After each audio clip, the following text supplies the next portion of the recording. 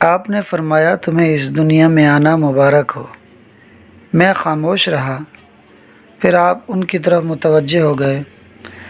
دونوں میں کچھ دیر باتیں ہوئیں، پھر انہوں نے ایک نعرہ حق اللہ لگایا، پھر سب کچھ ختم ہو گیا۔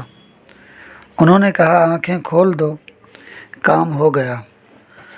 اب تم جہاں چاہو گے آنکھیں بند کر کے یا کھلی آنکھوں سے ان اسماء کا ورد کرو گے، قبر کے اندر کا سارا حال تم پر ظاہر ہو جائے گا۔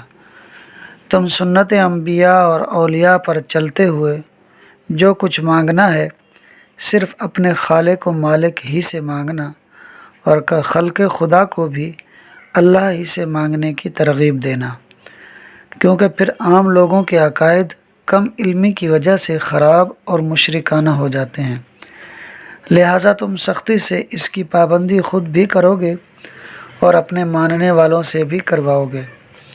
اسی طرح مزارات پر آنا جانا رکھنا، مگر مزار کا بوسہ نہ لینا، تاکہ دیکھا دیکھی بے علم اور بے عقل لوگ گمراہی کے چکر میں نہ پڑ جائیں، کیونکہ تم نے تو محبت میں بوسہ لیا، مگر وہ ظاہر دیکھ کر بوسے کے بجائے سجدے کرنے لگے، تو تم بھی ان کی غلطی میں شریک ہو گئے۔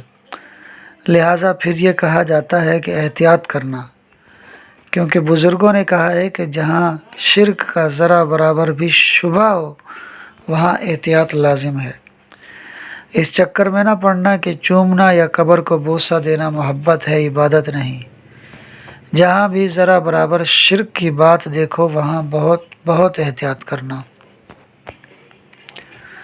اولیاء امت چاہے وہ ظاہری حیات رکھتے ہوں یا پردہ فرما چکے ہوں، دور ہوں یا نزدیک، وہ ہر لمحہ اور ہر آن ذہنی اور روحانی طور پر بارگاہ رسالت میں حاضر رہتے ہیں۔ یہ اولیاء کرام ہی ہیں کہ جن کے ذریعے سے لوگوں کو ہدایت اور رہنمائی ملتی ہے۔ حضور کے پردہ فرمانے کے بعد صحابہ کرام، خاص طور پر مولا علی، اہل بیت اور دیگر اہل علم و فضل اولیاء ہی کے حوالے سے نور ہدایت نسل در نسل منتقل ہوتا آیا ہے۔ لہٰذا اللہ تعالیٰ اس بات پر قادر ہے کہ وہ اس کام یعنی نور ہدایت کے منتقل ہونے میں شامل رہنے والوں کو شہداء کی طرح خصوصی ہدایات سے، خصوصی زندگی سے نوازے، اور وہ نوازتا ہے۔ کسی کے انکار و اقرار سے اولیاء کے مرتبے اور اولیاء کی شان میں کوئی فرق نہیں آتا۔ مزارات پر یا پیروں فقیروں کے یہاں آج کل عورتوں اور بچوں کے ہجوم نظر آتے ہیں۔ یہ زیارت یا فیوض و برکات کے حصول کے لیے نہیں بلکہ سیر و تفریح کے لیے آتے ہیں۔ یہ اس زمانے کی دیگر بدعتوں میں سے ایک بدعت ہے۔ اگر ہو سکے تو اس بدعت کے خلاف بولنا، اپنے ماننے والوں کو منع کرنا، وہ عورتوں کو مزاروں اور خانقاہوں یا عرس میں نہ لے جائیں، اگر جائیں تو بہت احتیاط کے ساتھ اور نہایت خشوع و خضوع کے ساتھ، مگر ایسا بہت مشکل ہے۔ پھر کہہ رہا ہوں کہ وصال کے بعد کسی انسان سے میرا مطلب پھر ظاہری حیات کا اختتام ہے۔ وصال کے بعد کسی انسان سے حاجت طلب کرنا اور اسے مشکل میں پکارنا یا اس سے مدد مانگنا کسی بھی نبی یا رسول کی سنت نہیں ہے۔ اس کا خاص خیال رکھنا، چاہے کوئی کچھ بھی کہے۔ چونکہ تم مزار کی حقیقت سے واقف ہو گئے ہو، اولیاء کی حیات باطنی تمہاری نگاہوں کے سامنے ہے، اس لیے بار بار کہتا ہوں کہ حیات کا ہونا الگ بات ہے، فیوض و برکات کا حصول، صاحب مزار کو ایصال ثواب کرنا، ان کی زیارت کرنا، یہ اور بات ہے، اور مانگنا یا پکارنا الگ بات۔ حضرت آدم علیہ السلام سے لے کر حضور صلی اللہ علیہ وآلہ وسلم تک کسی نبی اور رسول سے ثابت نہیں کہ انہوں نے اپنے مقصد یا کسی ضرورت کے لیے اللہ کے سوا کسی زندہ یا وفات شدہ بزرگ کو پکارا ہو۔ اس لیے احتیاط کرنا۔ یا کہنا ایک دوسری بات ہے، یعنی یا حرف یا کہنا ایک دوسری بات ہے، یا مدد اور حاجت روائی کے لیے نہیں بلکہ یا حرف محبت ہے۔ میں نے تمام باتوں کو ماننے کی حامی بھری، ہم واپس ان کے گھر آ گئے۔ 21 دنوں میں ان سے انسیت سی ہو گئی تھی، بیچ میں عجیب عجیب سی باتیں بھی ہوئی تھیں، 2 مرتبہ ان کے چاہنے والے آ گئے اور ان کے انداز ہی بدل گئے۔ وہی بازاری انداز، سگریٹ کی دھوئیں میں فحش مذاق، طبیعت بڑی الجھی، مگر چونکہ پہلے بتا چکے تھے اس لیے میں خاموش رہا۔ اب جو گھر آئے تو مجھے اندازہ ہوا کہ شاید یہ آخری ملاقات ہو۔ میں نے پوچھا کہ آپ اس لائن میں کیسے آیا؟ کہنے لگے میرا نام ریاض ہے، میں فلاں جگہ کا رہنے والا ہوں۔ میری کپڑے کی دکان تھی، والدین کا انتقال ہو گیا تھا، جائیداد پر بہن بھائیوں سے جھگڑا ہو گیا تھا، اس لیے ان سے لا تعلقی ہو گئی تھی۔ شادی کی نہیں تھی، پیسے کی فراوانی تھی، عورتوں، ہجڑوں، ناچ گانوں کے چکر میں لگ گیا۔ شام کو دکان بند کر کے انہی خرافات میں وقت بسر کرتا تھا۔ ایک روز ایک ساتھی نے آ کر بتایا کہ فلاں ڈیرے پر سرحد کا ایک ہجڑا آیا ہے، کیا ناچتا ہے، خوبصورت سے خوبصورت عورتیں اس کے آگے ہیچ ہیں۔ پینے پلانے کی محفل بھی جمے گی، شام کو تیار رہنا۔ میں نے کہا کیوں نہیں۔ سارا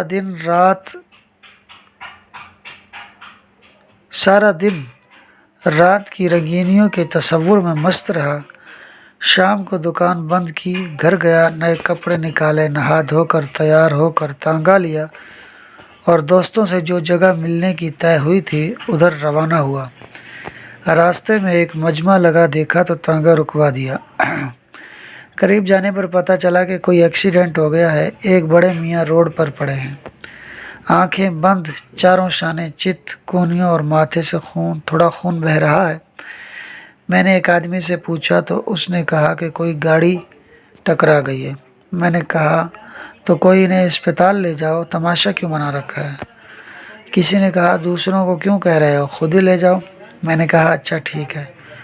بڑے میاں کو گود میں اٹھایا، تانگے والے کو آواز دی اور گود میں لے کر تانگے میں بیٹھ گیا۔ میں نے سوچا قریبی اسپتال میں دکھا دوں گا اور پھر اپنے کام سے جہاں جا رہا تھا چلا جاؤں گا۔ بڑے میاں بے ہوش تھے۔ ہم اسپتال کے دروازے پر پہنچے، تانگے والے اور میں نے سہارا دے کر بڑے میاں کو اتارا۔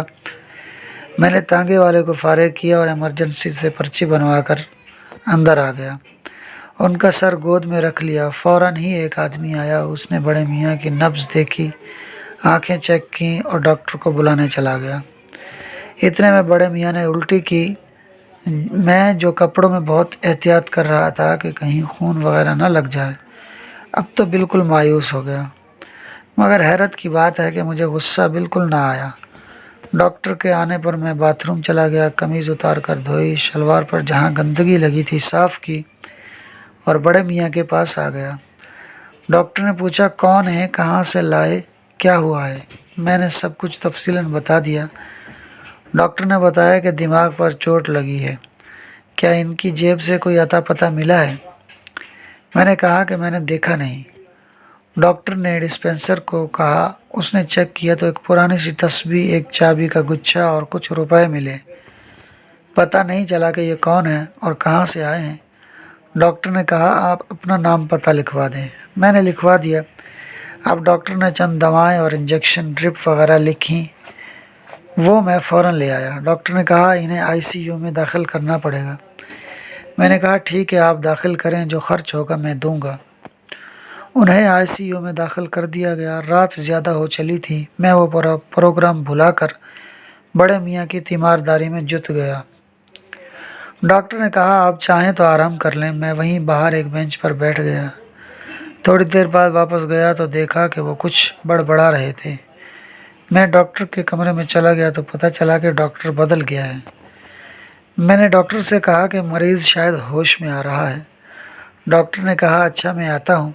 اندر سے چیک کر کے ڈاکٹر واپس آیا تو بولا وہ شاید اپنے بیٹے کو پکار رہے ہیں، افضل پتر، افضل مکمل ہوش میں تو نہیں ہے، بس اس کو پکارے جا رہے ہیں۔ میں اندر آ گیا۔ میں نے دیکھا ان کی آنکھیں بند تھیں، ڈرپ قطرہ قطرہ ان کے بازو میں لگی سوئی کے ذریعے ان کے جسم میں جا رہی تھی اور وہ کچھ بڑبڑا رہے تھے۔ میں نے ان کا ہاتھ تھاما تو انہوں نے مضبوطی سے میرا ہاتھ پکڑ لیا اور کچھ بڑبڑانے لگے۔ میں نے کان لگایا تو بول رہے تھے پتر تو آ گیا، افضل تو آ گیا، اور میرا